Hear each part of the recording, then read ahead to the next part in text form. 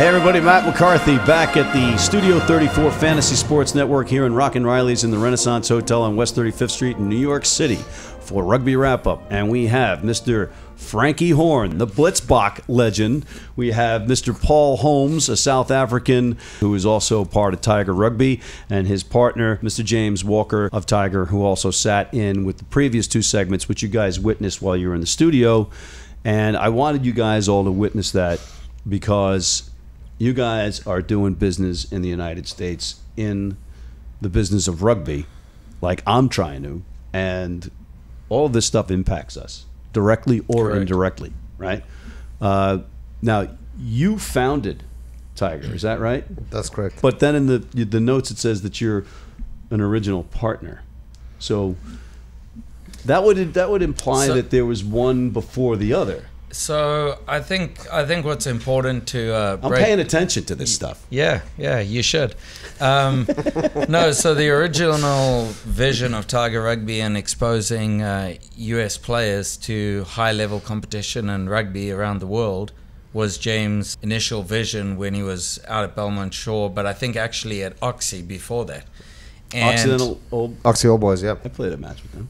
Yeah, so James had already got that whole pathway going of taking guys over to Fiji, South Africa, to help them understand what the world of rugby has to offer and also what the level of competition is. I myself had started 1823 in Columbus, Ohio. We got the hat up top. We do. We appreciate that. With a similar vision, but really to allow collegiate athletes an opportunity for a more organized and kind of concrete pathway that they could enjoy their summers but play high-level competition. And then through Pucky, Dallin Stanford, yeah. It's an affectionate term. Yeah. Which he goes by. He does. I didn't make it up, folks, so just save your letters. Well, and so that's the link between James and I initially. Packy is all over the place. He is. Yeah, he's like Scientology. Not that there's anything wrong with it, okay? So save the letters again. There's one more part to add to that, though. I don't think Paul gives himself enough credit, but he is the original founder of Tiger Rugby as a business with me. We made the step about 5, almost 6 years ago now, to create a business of developing athletes in the United States specifically. There's a definite step that we took that 6 years ago we made this business, and we're continuing to grow, not just in the US but abroad. And we can talk a little bit about some of that later. And now you've really got some legitimacy with Mr. Frankie Horne, part of your business, right? Yeah, it's a huge honor and privilege to have him associated with us and working with us. Well, let's see what he has to say about it. Frankie, is it an honor and privilege to be working with these guys? Some days, yes. Yeah, no, it's a privilege and an honor. The passion for the game is really good, and so it's really just honored to be involved with them and have guys that's contributing back to the game. Even sometimes they don't get a lot back, but it's just pretty cool to see. Well, you certainly lend legitimacy to the likes of Rugby Wrap-Up and yours truly, so I want to thank you for being here. I got one quick question for you, though, about your career. How badly do you want to kick James Rodwell's ass? Wow. He did break your record, right? Of yeah, 68 consecutive appearances on the tour, which was a record.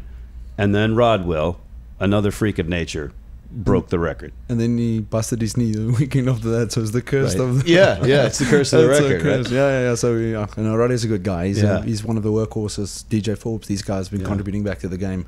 And they're just on the forefront of whatever they're doing. And they just contribute on, even with the older age. They just really well. And you guys aren't playing on the wing either. No, you're in the engine.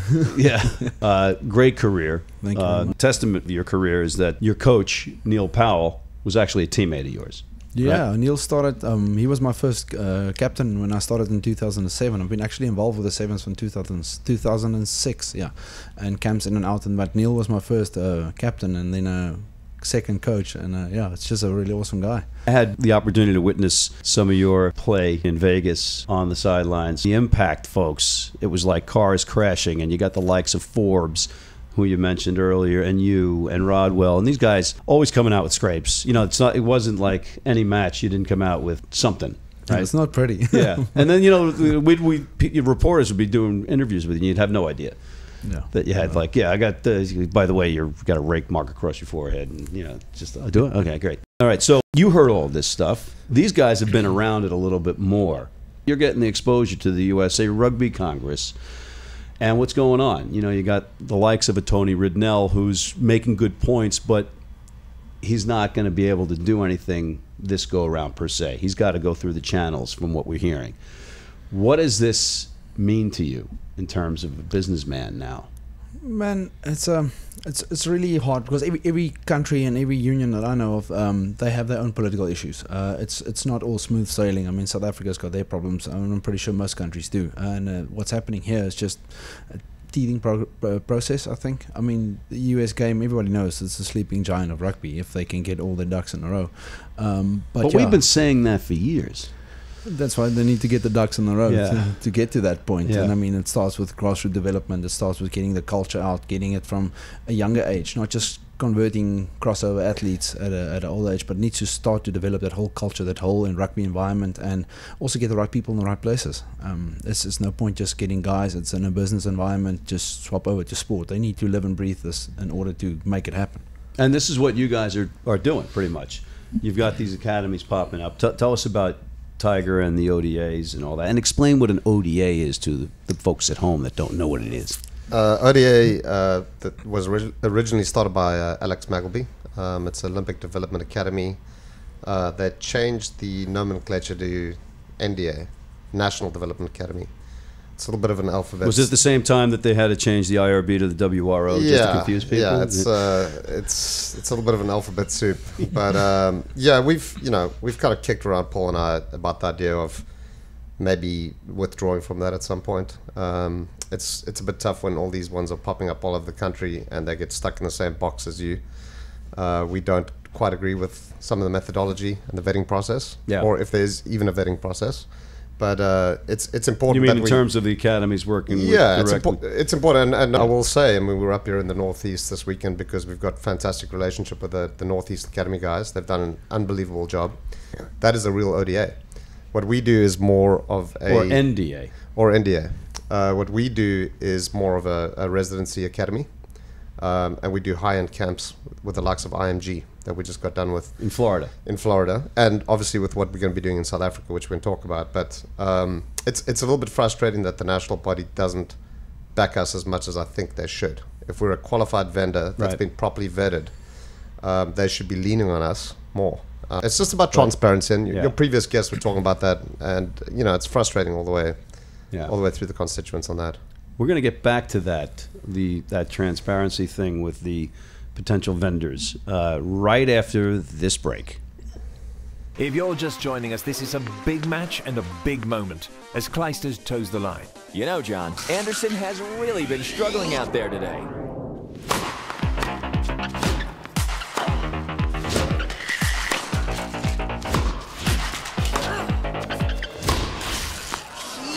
Mistake as Clijsters clinches another title. Don't let your nutrition get in the way. USANA, the official multivitamin of the WTA. So this is the 10th anniversary of the NYC Rugby Cup, which is hard to believe. It's come a long way.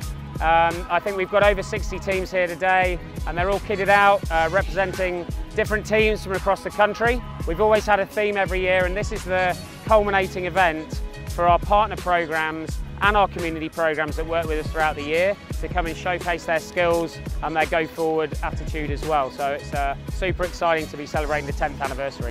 Thanks to AIG and Canterbury for supporting us, all the volunteers, all the sponsors, and especially the staff and volunteers. Some fantastic rugby, lots of sportsmanship, the kids still had a blast, and now, of course, now we've finished, the sun has come out, so that's the way it goes, I guess. Every day's a rugby day.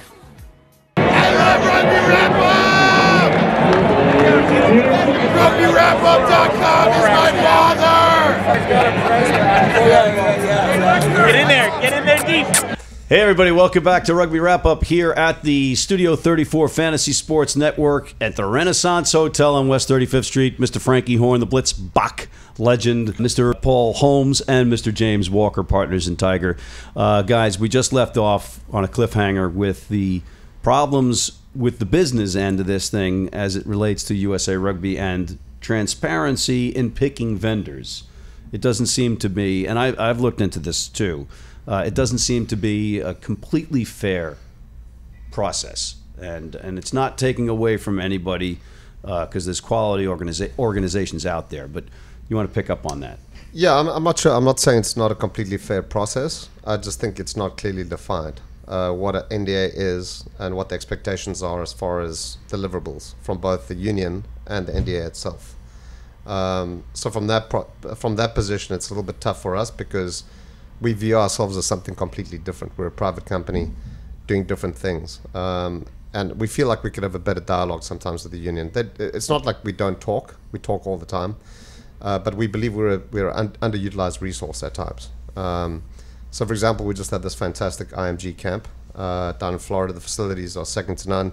Steve Lewis was there, along with a number of other coaches from other development academies. Pardon me, but from looking at your roster of coaches, they seem to be an extraordinarily high caliber coach. Correct. Right, comparatively speaking. Correct.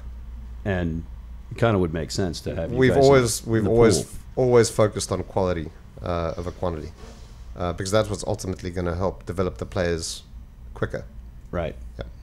Okay, you're a businessman. You're involved in 1,000 businesses. How does this affect the day-to-day business operations when you're watching what's happening, or does it? Or do you just go on without worrying about it? No, I think it's frustrating, to say the least. One thing at Tiger, and I think we showed it with IMG, is that we want to bring together partnerships, coaches from all walks, as long as they bring the same credibility and the level of caliber that we expect. And that is one thing I think we're asking from USA Rugby and the rugby community, is to respect that and honor that. And you've produced a bunch of Eagles. We have players in the Eagles pool, at least. Yeah, and Eagles that want to be associated with our brand. And I think that's more important, is the types of people that actually want to be a part of Tiger. Sure. You've got to ask the question why. Why do, Pedri and all these guys come out, and Frankie, why do they want to coach with us and be involved with our brand in the States? Yeah. And I think so from my side, what's frustrating is right now, and James touched on it, we're having all these NDAs popping up, and there isn't really any system of vetting who are these guys, what are they doing, what are they really offering, do they actually fit the right model? Yeah. And that wouldn't happen in any other business in the world. Do you think it's just a lack of resources, a lack of staffing? No, I think it's trying to make people do the work for you and not maybe really put the proper procedures in place. Interesting. Frankie, you came on board and you guys have the South African relationship now. Is it Schellenbosch? How do you say it? It's in Schellenbosch, yeah. So tell us about that. Yeah, we partnered up with Paul and them. He reached out last year, and we started to develop a platform, getting guys from the States over and getting them in a decent full house, full board program back home in a rugby environment. I mean, Schellenbosch is one of the rugby mad places. I think it's the biggest club in the world if you think in terms of player participation. Yeah. And just to be housed there, I mean, I know the US has got harsh winters and stuff, so guys can come over, get trained, get back and just perform on a higher level, getting that culture, getting in that rugby environment with decent coaches and decent guys back home, and also just get a nice cultural experience backside. And maybe never leave to come back once they go down there. I mean, you're going from Buffalo or Minnesota or someplace like that, or Ohio, where you guys have really done some great work in Obetz specifically. Yeah. What's the update on Obetz? Well, Obetz is ready to go. In the MLR? Well, there's still much to be decided there. They certainly want to have a team, but when you're saying they, you mean MLR? The city. Or the city. Yeah, The great thing in Obetz, Obetz is just outside Columbus, and it's where the final match between the Denver Stampede and the Ohio Aviators was played. Paul was the assistant coach of the Aviators. Yeah, I mean, the Obetz as a city and a community embraced it. They love rugby. They've been brilliant for it. You couldn't ask for a better partner last year in the league, and the things that they dealt with. And there's new construction. Yeah, and there's the stadium, 6,500 seats. We've got a room for another 10,000 on grass embankments. We've got a stand. We've got the largest artificial playing surface that is World Rugby calibrated in the world. and they did this all for rugby. That's not an easy task. No. The World Rugby calibrated turf, because I know different operations have thought they put it down and didn't. Right? No, they traveled and made sure that this was done the way it needs to be, so that the ultimate goal in there, I know they've spoken to Dan about this, they want to have test matches there. Wow. They want to be a center for rugby. It's a great size. It's got to make business sense. Yeah. Is it expandable? Yeah, I mean, there's plenty of room to build. It's Ohio. So, will there be, and when will it happen, an MLR franchise in Obetz, Ohio? Yeah, I'm looking at you. This is my poker face. We shall see. You can answer with a poker face. Like Paul said, I don't know. It's got to make perfect business sense. There's a number of layers, right? There's the professional team. There's the Development Academy. There's the Ohio Winters. There's constraints, and it's all got to come together in a. Ohio Winters. They play in Montpellier. Montpellier. Right? Easy for you to say. It isn't. No. Right? I mean, you've played in cold weather. Yeah. Well, not as much, but look at Edinburgh. Look at. There's snow on pitches and everything else in professional rugby setups. Mm-hmm. Because what when you have this brand spanking new stadium, what's going to be in it? Well, right now the lacrosse team is using it. Oh, for God's sakes! I know it's not what it's not what we want to hear, but again, it's got to make sense financially. And there's a lot of markets in the United States that haven't yet committed to Major League Rugby, and I believe markets that are stronger for rugby, and so we need to look at everything properly. And Frankie, and will there be a Major League Rugby franchise in Obetz, Ohio in the next 2 years? That is not up to me. If it was, would there be? Well, it's a nice facility. I mean, they pumped in a lot of cash. The artificial pitch is pretty. There's a lot of room for expansion, for extra added on stuff. So it would be nice to see that. But what's the biggest surprise that you've seen as far as rugby in America? Well, there's a lot of work that need to be done. That is one of the big surprises. I thought there would be a higher level coaching, higher level players. I mean, you guys got the athletes, but everybody throws this term around.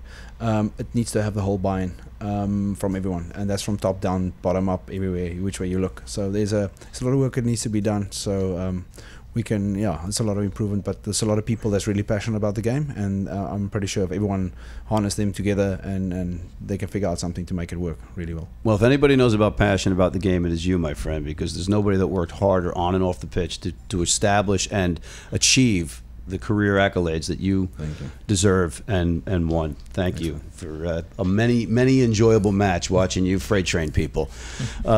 And there's a picture, I read an article that Paul sent me the link of, and you're tackling a Japanese guy, and it just looks like he's getting destroyed. It's pretty funny, but thank you, guys. We are out of time, just like that, here at Rugby Wrap Up, and I want to thank you. I know, he flew all the way in here just to be on Rugby Wrap Up, folks. You know that, right? And these guys flew down there to make sure he was safe, because he needs a posse when he flies. None of that is true, but thank you, Frankie. Thank you, Mr. Holmes, cheers. Mr. Walker, as always, and to Mr. Steve Lewis and Michael Crafton for making this another special episode or version of Rugby Wrap Up here at the Fantasy Sports Network at the Renaissance Hotel in Rockin' Riley's. Matt McCarthy signing off.